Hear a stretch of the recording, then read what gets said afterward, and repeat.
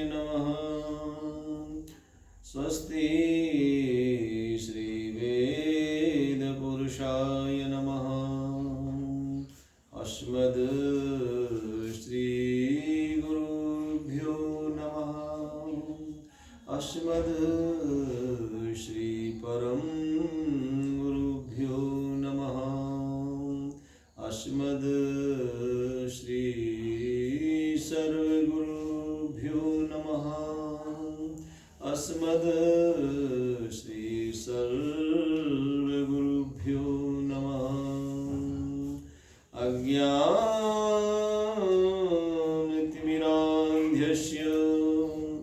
ज्ञानाञ्जनशलाकया चक्षुरोन्मीलितं येन तस्मै श्रीगुरुवे नमः। ॐ अखण्डमण्डलाकारं व्याप्तं येन चराचरं तत्पदं दर्शितं येन तस्मै श्रीगुरुवे नमः। ॐ वागर्था प्रतिसंप्रत्यो वागर्था प्रतिपत्तये जगतः पितरौ वन्दे पार्वती परमेश्वरौ। अखिल ब्रह्मांड नायक परमात्मा भगवान सदाशिव अनंत बलवंत श्री हनुमत लाल जी महाराज के पावन चरणों में दास का सत सत नमन। आइए मेरे भाई बहन, आज का पावन उपाख्यान काशी पुनित गाथा के अंतर्गत आज भाग नंबर 13 का उद्भव हो रहा है और इस पवित्र परिचर्चा को हम लोग श्रवण करें। बहुत सुंदर परिचर्चा है मेरे भाई बहन। अहो वाराणसी धन्या यत्र सन्निहितः शिवः सर्वेषां यत्र पापानां प्रवेशो नैव वेद्यते। अहो वाराणसी धन्या, ये धन्य है वाराणसी की धरती, वाराणसी की नगरी धन्य है। इसको सत सत नमन। ये त्रिपुरारी की नगरी, ये पुरारी की नगरी, ये महादेव की नगरी धन्य है वाराणसी। कहते हैं यत्र सन्निहिता शिव, जहाँ पर भगवान शंकर, जहाँ भगवान शिव जी का सानिध्य है, जिस नगरी को शिव का सानिध्य मिला है, वहाँ उमा पार्वती, भगवान शंकर पार्वती का जिस नगरी को सानिध्य प्राप्त हुआ हो, धन्य है वो नगरी। जिस नगरी की शोभा भगवान शिव और पार्वती हैं, भगवान शंकर और देवी शिवा हैं। सर्वेषां यत्र पापानां प्रवेशो नैव विद्यते।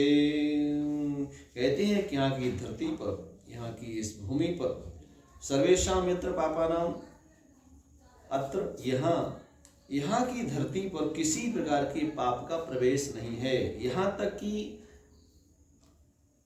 जन्म जन्मांतर के पापों का यहाँ कोई प्रभाव नहीं पड़ता है, निष्प्रभाव हो जाता है यहाँ का जीव, यहाँ का काशीवासी। काशीवासी कितना पुनीत है, कितना महान है कि उसको एक तो ऐसा है कि यहाँ के लोग पाप में रत नहीं रहते हैं, पापाचार नहीं करते हैं। यद्यपि कहीं किसी प्रकार से उनसे कोई त्रुटि हो भी जाती है, कोई अपराध बन भी जाता है, तो उस अपराध का बोध और भय उनको नहीं होता है। काशी की धरती पर धन्य है। यहाँ तक कहा गया है ना पापेभ्यो भयं तत्र न भयं तत्र वै यमाः। कहते हैं ये पाप के भय से तो बच ही जाते हैं लोग, पाप तुमको लगता ही नहीं है। और यमराज का जो भय है वो भी काशीवासियों को संभव नहीं है। यम की यातना भी भगवान की कृपा से, भोलेनाथ की कृपा से यम यातनाओं से भी काशीवासियों को नहीं गुजरना पड़ता है। ये बहुत बड़ी बात है। और ना गर्भवासजं दुःखं तत्क्षेत्रं को न सेवते। जो गर्भवासजम कहते हैं, गर्भ यातनाएं जो होती हैं, पहली बात जब माँ के गर्भ में जीव आता है, 9 महीने तक वो माँ के गर्भ में रहता है, उसको बड़ी यात्राएं होती हैं। उन यात्राओं से तो मुक्त होता ही है और एक चीज और भी इसमें विशेष रूप से स्फुरित होती है कि गर्भवासजम दुखम ना गर्भवासजम दुखम, उसे किसी प्रकार की गर्भ वासना पुनः प्राप्त नहीं होती। यानी पुनरपि जन्मम पुनरपि मरणम पुनरपि जननी जठरे शयनम, जो प्रक्रिया चलती है इस प्रक्रिया से वो जीव मुक्त हो जाता है। पुनः जन्म होना, पुनः मर जाना, फिर जन्म होना, फिर मर जाना, इस प्रक्रिया से, इस बारंबार के आवागमन से वह जीव मुक्त हो जाता है। भगवान सदाशिव को सदा सदा के लिए प्राप्त हो जाता है, क्योंकि अभिमुक्त क्षेत्र है और इस अभिमुक्त क्षेत्र में भगवान भोलेनाथ ये मुक्ति का क्षेत्र कहा जाता है। और यहाँ सबसे बड़ी बात यह है, ये मोक्षदायिनी जो पुरी भगवान शिव की काशी का पुरी है, ये बहुत दिव्य पुरी है अपने आप में। और यहाँ किसी प्रकार का गर्भ वासना की यातना से तो मुक्त होता ही है, और जो बार बार की गर्भ वासना है इससे ही मुक्त हो जाता है। तद क्षेत्रम को न सेवते, ऐसे क्षेत्र को यदि कोई नहीं प्राप्त कर पा रहा है तो उसका वो दुर्भाग्य है।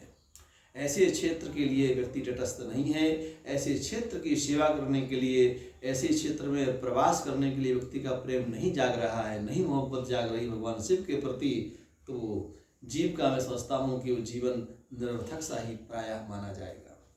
और इसके साथ साथ एक बात और कही जा सकती है, धर्मादयोर्थतः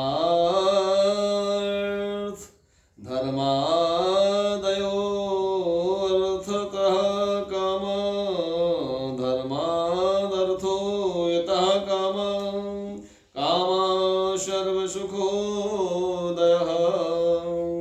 स्वर्गोऽपि सुलभो धर्मा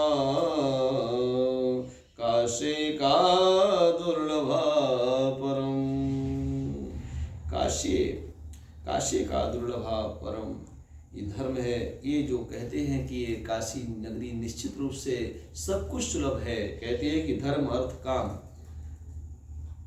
तीन चीजें संभव कहीं भी हो सकती है। व्यक्ति को धर्म भी प्राप्त हो सकता है, अर्थ भी प्राप्त हो सकता है। अर्थ, धर्म, अर्थ, काम, ये तीनों पुरुषार्थ जीव को प्राप्त हो सकते हैं। धर्म से अर्थ की प्राप्ति होती है, अर्थ से काम की प्राप्ति, समस्त सुखों की प्राप्ति हो सकती है। लेकिन एक चीज जो मोक्ष है वो भगवान शिव जी की कृपा से संभव है। वो मोक्ष की प्रतीक भगवान शिव की पवित्र नगरी, जिसको मोक्ष नगरी कहा जाता है। और ये मोक्ष नगरी जो अभियुक्त नगरी है भगवान शिव की नगरी है। कहते हैं कि 7 पुरियां हैं, अयोध्या, मथुरा, माया, काशी, कांची, हैवंतिका, पुरी, द्वारावती चैव सप्तैता मोक्षदायिका। ये 7 पुरियां जो हैं, इन 7 पुरियों में 6 पुरियों में जीव का जब अंतिम संस्कार होता है, इन 6 पुरियों में जीव जब मरता है तो उसको उसके धर्मानुसार और कर्मानुसार, उसकी पवित्र कर्मों के अनुसार उसको पुनः भगवान की कृपा होती है तो उसे काशी में जन्म होता है। 6 पुरियों में जन्म लेने के बाद जब अच्छे विचार से, अच्छे कर्म से, अच्छे धर्म से जीव का शरीर शांत होता है और धर्मानुसार उसका बढ़िया जीवन यापन होता है और शरीर शांत होता है, तो पुनर्जन्म उसका होता है। पुनर्जन्म काशीपुरी में होता है और काशीपुरी में जब जन्म हो जाता है तो उस व्यक्ति का मोक्ष हो जाता है। मोक्षदायिनी ये नगरी है। मुक्ति जन्म महि जानि ज्ञान खानि अज्ञानि कर, ये मोक्ष की भूमि है काशी। इसलिए मोक्ष काशी में ही संभव है, अन्यत्र कहीं नहीं संभव है। एक बार की छोटी सी एक बात है, यहाँ पर आज से लगभग 20 वर्ष पूर्व यहाँ पर शिवाला में एक बहुत अच्छी धर्म सभा हुई थी, जिसमें गुरुदेव हमारे बागे शास्त्री जी उसमें जीवित थे। बागे शास्त्री जी के नेतृत्व में एक सभा हुई थी, उसमें दारम पाठक भी थे, तमाम विद्वान वहाँ पर उपस्थित थे। वहाँ पर जो रामानंद सागर जी का जो श्रील रामायण आया था, उसमें उनके गुरुजी थे डॉक्टर चंद्रशेखर पांडे, वो आए हुए थे और उनसे मेरी वार्ता हुई थी। और उस वार्ता के दरमियान मैंने इस बात को रखा था, हमने उनसे कहा था महाराज आप काशी प्रवास करें। बोले मैं भी तो वो जहाँ रहता हूँ बॉम्बे भी तो मायापुरी है, सतपुरियों में आती है। मेरी जरूर आती है, सतपुरियों में आती है महाराज, लेकिन 6 पुरियों में मरने के बाद काशीपुरी व्यक्ति को जन्म लेना ही पड़ता है। और यदि काशीपुरी में हम आ जाएं तो जीते जी मुक्त हो जाते हैं। इस बात को उन्होंने बड़ा अनुमोदन किया था और बड़ा उन्होंने प्रशंसा की थी, बड़ा खुश हुए थे। इसके बाद उन्होंने बहुत से उन्होंने अपने हस्तलिखित जो उनके अपने काव्य थे उन्हें मुझे उपलब्ध कराए थे और बड़ी प्रशंसा उन्होंने व्यक्त की थी। तो निवेदन इतना ही है कि काशी जो है मोक्ष की नगरी है। और आज इन्हीं शब्दों के साथ इस विषय को, इस कथा को हम विराम लेते हैं। कल आगे परिचर्चा होगी। सर्वे भवन्तु सुखिनः, सर्वे सन्तु निरामयाः, सर्वे भद्राणि पश्यन्तु, मा कश्चित् दुःखभाग् भवेत्। ओम शांति, ओम शांति, ओम शांति।